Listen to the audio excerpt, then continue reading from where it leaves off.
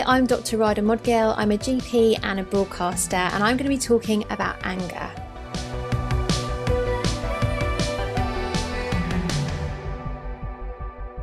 Can I start by asking you just really simply, what is anger? My simple answer to a very complex question is that it's a normal emotion. It's something that we all feel every single day, and it can happen for loads of different reasons. So maybe we feel like we're not being listened to, we're being ignored, we're being devalued, someone hasn't told us the truth.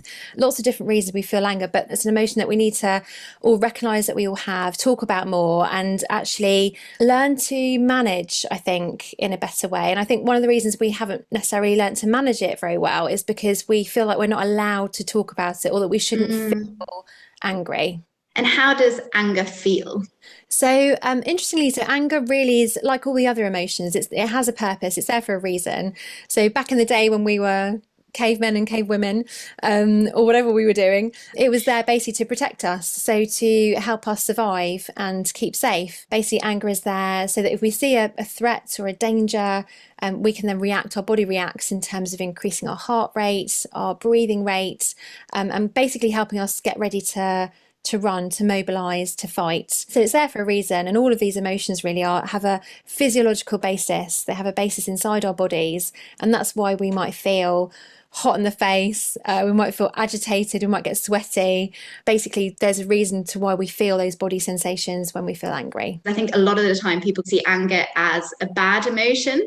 Why do you think that is? I think there are many different reasons for that. I suppose when we classically think of anger, we tend to kind of go back to those sort of maybe those cartoons or animations from when we were little, of like people getting red in the face, steam coming out of their ears, and maybe, you know, smacking someone in the face or hitting someone. Or we tend to think of those very negative, outward, damaging consequences that can be associated with anger if we don't manage it. And obviously anger is a normal emotion, but obviously it's important to learn how to express that and how to manage that so it doesn't hurt other people, so we don't hurt ourselves from it. I think our society makes us think that if you feel angry, that means you're a bad person, which is absolutely not the case. It's more just about how we manage and how we cope with that anger.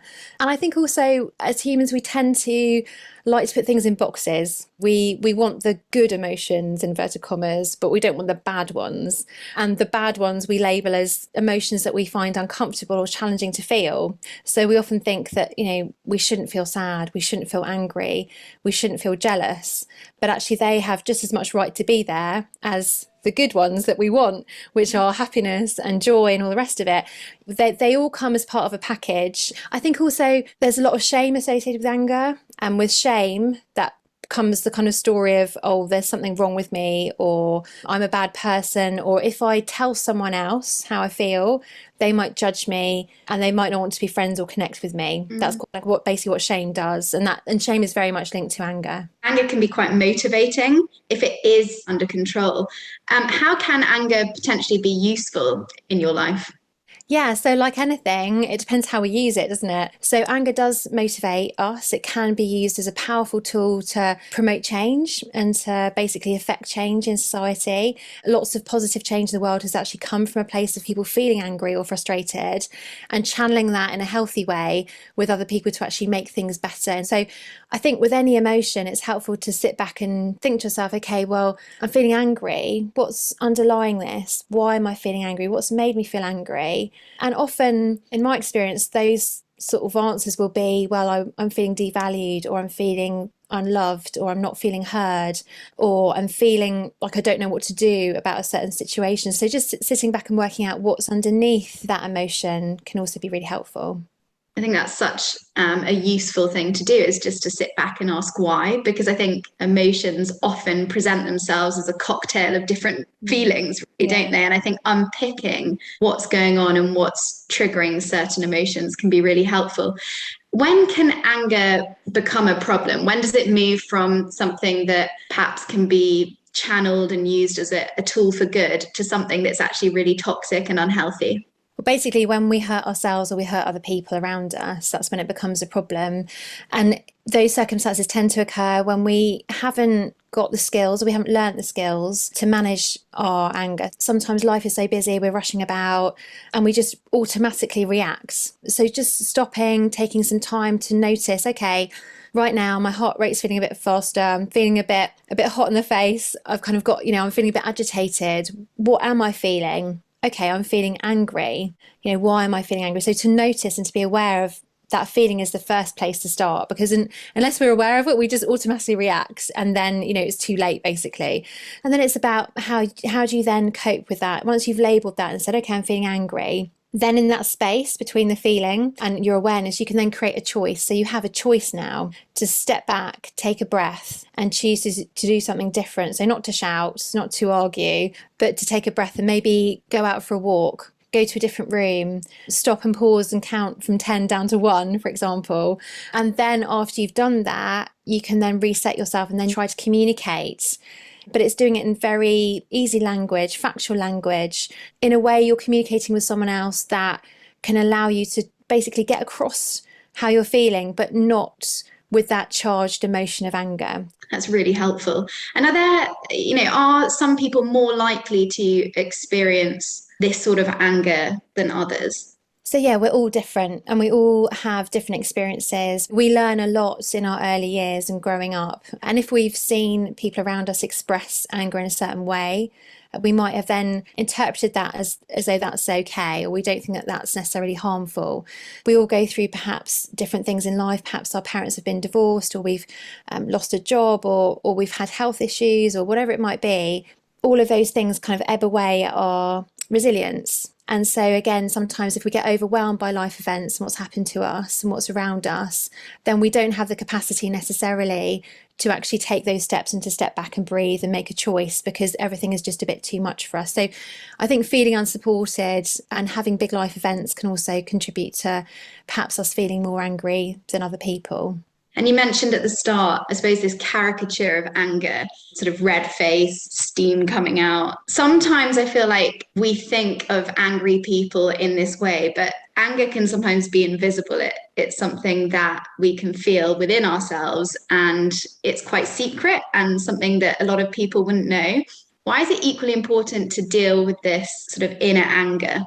Yeah, you're absolutely right. I mean, that's the classic kind of thing you see on an animation or a cartoon or a film, isn't it? But like you say, there are lots of different ways that anger can be felt. And one of those ways is what we call passive aggressiveness, where someone is just perhaps being silent, or they're not engaging, or they're sulking, or like you were saying, we just keep it inside and we don't express it at all. But the problem with that, again, is that basically then just becomes internal. So we push down that emotion, we don't express it, we don't understand why it's there, we don't process it. And after some period of time, that can actually do us a lot of harm. So it can cause a lot of repressed emotions, so emotions that we push down, which in time can then cause mental health problems or emotional problems, and also problems in life. So relationship issues or job issues. So it's just as important to express those. It might be journaling and writing down how you feel. It might be talking to someone. It might be going out and joining a boxing class or doing some trampolining or whatever it is. Just something to get that energy out is really, really helpful. And that goes for all emotions, not just anger. And to be on the receiving end of anger can be really difficult as well. What advice would you give to somebody who's perhaps dealing with somebody in their life, whether that's a friend or a family member who is struggling with anger? So obviously the most important thing in terms of anger is to remain safe, for everyone to be safe. So that's the most important thing. So removing yourself if you feel like you're not safe in a situation is absolutely vital, and getting that support, getting professional support if you need it. But otherwise, generally, I think space and time are two really useful tools. So physical space, but also emotional space. Sometimes we just need to take ourselves away from that other person for a period of time until they can calm down or they can see what's happening within themselves. If you've ever tried to tell an angry person they're angry, you don't really get very far. So time and space, I think, is really, really helpful. And then after that, I think it's a matter of trying to communicate to that person how you feel and how their anger affects you and impacts you. And that's often best done in a written form. So whether or not that's a text message or an email, obviously if people have calmed down, conversation is fine. But factual language is very important. So rather than blaming the other person, saying, you being angry made me feel sad, or you made me feel blah, blah, blah.